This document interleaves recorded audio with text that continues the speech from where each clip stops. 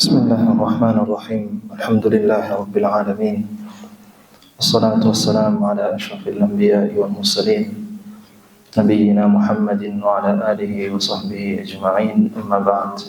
السلام عليكم ورحمة الله وبركاته.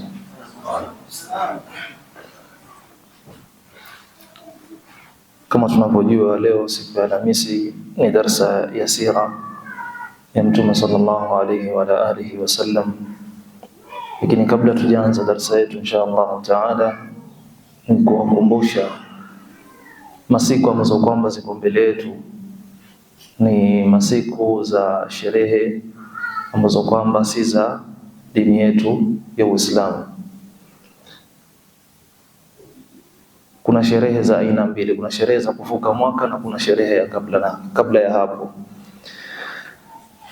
Tukiangalia malengo na madhumuni ya sherehe kama hii ambayo kwamba iko mbele yetu, ni kusherehekea kuzaliwa kwa mtoto wa Allah subhanahu wa ta'ala.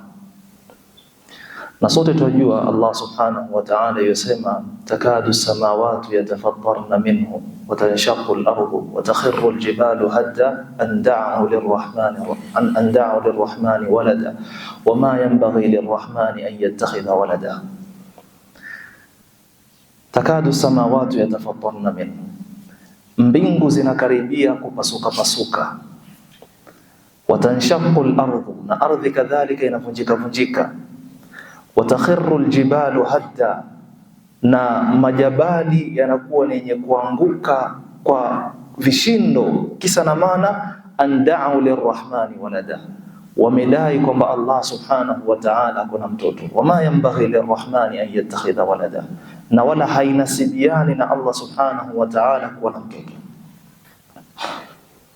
Allah subhanahu wa ta'ala, sote tunajua ni sura fupi, sote tumehifadhi. Qul huwallahu ahad, sema Muhammad, Allah subhanahu wa ta'ala ni mmoja. Allahu samad, Allah subhanahu wa ta'ala ndiye mkusudiwa. Lam yalid wa lam yulad, hakuzaliwa Allah subhanahu wa ta'ala, na wala lam yalid, hakuzaa wala hakuzaliwa, walam yulad wala hakuzaliwa, walam yakul lahu kufuwan ahad, na wala hakuna mfano wa Allah subhanahu wa ta'ala. Kwa hiyo wewe ukisherehekea pale kwamba mtoto wa Allah subhanahu wa ta'ala amezaliwa, unakuwa ni mwenye kuingia katika kufuru kubwa, wal billah. Itikadi yetu ibaki vile vile, tuwe ni wenye kubaki katika dini yetu, tusitoke katika dini yetu kwa mambo ambayo kwamba ni ya mchezo na lahu.